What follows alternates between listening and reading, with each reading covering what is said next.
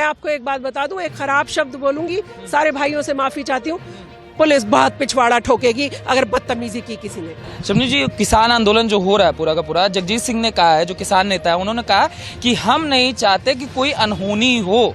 मैं सरकार ने जिस तरीके से अर्धसैनिक बलों को फोर्स किया है और जिस तरीके से पूरे हरियाणा में अर्धसैनिक बल घूम रहे हैं, उन्होंने कहा हमारा अपराध क्या है भाई? नहीं, आपका अपराध ये है कि आप डरा रहे हैं, आप धमका रहे हैं, आप किसानों की बात नहीं कर रहे हैं। हम सब किसानों की बात होती तो सब लोग खड़े होते वहां पर।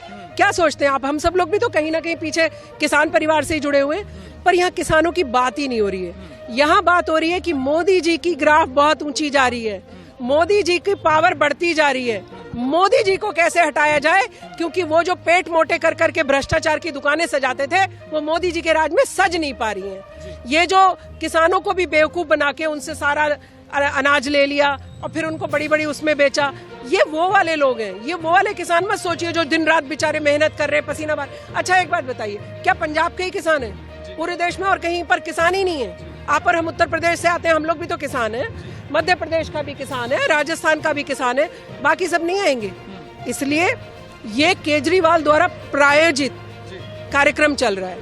ये वो लास्ट बार ईडी से बचने के लिए प्रेशर बना रहा है, वो डराना चाहता है कि देखो अगर आपने मुझे पकड़ा जो मैंने अपराध किए उसके लिए, तो मैं इस तरीके का प्रेशर बनाऊंगा आप पर सरकार डरने वाली नहीं है। नहीं, कह रहे हैं सिर्फ हम दिल्ली ही तो जाना चाहते हैं, हमको दिल्ली जाने दिया जाए। दिल्ली आइए, स्वागत है।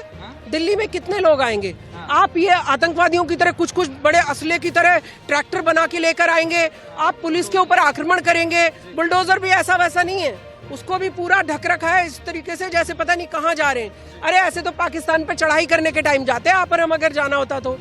लेकिन इनकी तो मंशा ही है, जैसे लाल किले पर किया था ना, उस तरीके की चीजें करो, मोदी जी को बदनाम करो, देखो पुलिस ने ये कर दिया, देखो उसने ये कर दिया, और देखो मोदी जी किसानों पे अत्याचार करते हैं। अरे ये वही मोदी जी हैं जो आपके कहने पे 3 कृषि कानून वापस ले लेते हैं, तो उनको आप कब तक कटघरे में खड़ा रखेंगे?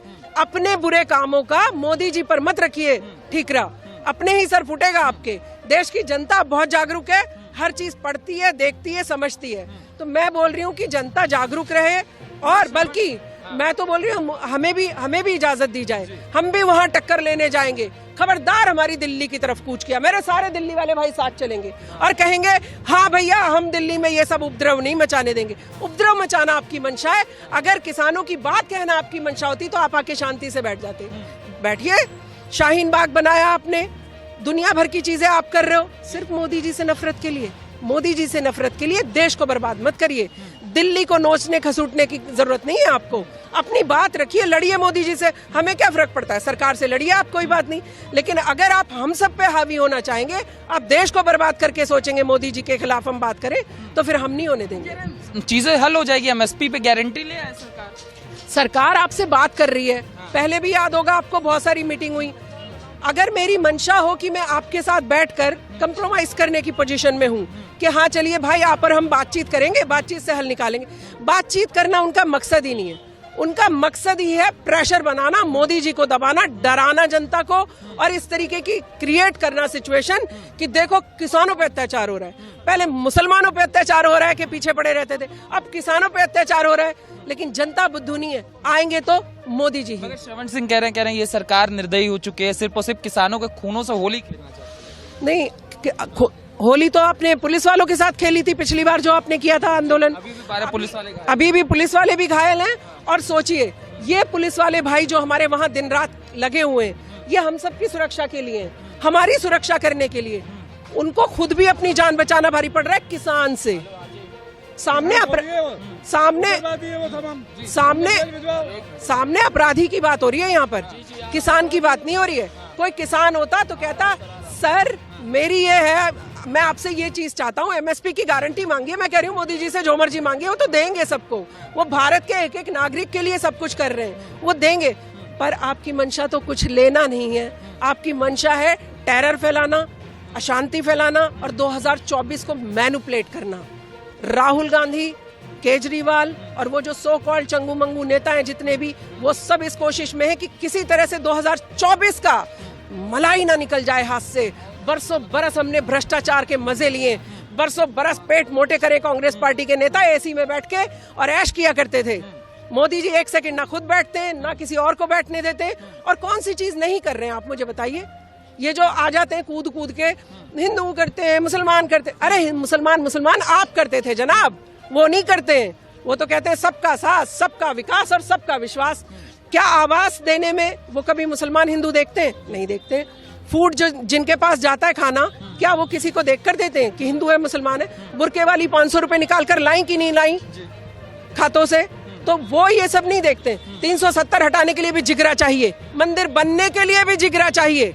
वो आदमी कभी वोट के लिए काम नहीं करता है। आपने अभी एक को सुना होगा जो आपके की कांग्रेस के नेता थे, घंटी बजने पे प्रॉब्लम है। आप सोचिए, मैं शबनम खान 700 किलोमीटर दिल्ली से अयोध्या पैदल यात्रा करके आती हूँ, प्रभु श्री राम के दर्शन करके आती हूँ, और ये यहाँ पर मंदिर के घंटी बजने से भी परेशान है। तो इन्होंने हिंदुओं का कितना अत्याचार करा होगा हिंदुओं पर जब इनकी सरकार थी। आप सोचिए, क्या कोई हिंदू भाई इतने सारे खड़े जय श्री राम बोल सकते थे? आप लोग कभी आप नारा लगा सकते थे? पूरी ताकत के साथ कह सकते थे जय श्री राम? क्यों भाई, उसमें प्रॉब्लम क्या है? हिंदू भाई अल्लाह अकबर हर कोई कह सकता है, जय श्री राम क्यों नहीं कह सकता हिंदू भाई? बात यहाँ पर ये है कि अभी मल्लिकार्जुन खड़गे ने कहा कि ये सरकार जो है सिर्फ और सिर्फ किसान के पीठ पे डंडा और पेट पे लात मारने का काम कर रही है। और आपने कौन कौन से डंडे लगाए, याद दिलाया जाए आपको फिर खड़गे जी को। खड़गे जी कौन सी कम्युनिटी से आते हैं? उस कम्युनिटी की क्या हालत थी अगर मैं पूछूं खड़गे जी से। आज ऐसा प्रधानमंत्री है जो पैर धो के पीता है उस मजदूर के, कहता है कि पहले आपके पैर धोऊंगा फिर शुरू होगी पूजा। ये प्रधानमंत्री चाहिए या खड़गे जी जैसा आदमी चाहिए जो अपनी कम्युनिटी के लिए भी कुछ नहीं कर पाया? कांग्रेस की दलाली और चापलूसी करने में लगे रहे ये सारे नेता। सोनिया जी ना नाराज हो जाएं, राहुल जी ना नाराज हो जाएं, बस इन्हीं चापलूसियों में कांग्रेस को बर्बाद कर बैठे हैं ये सारे के सारे।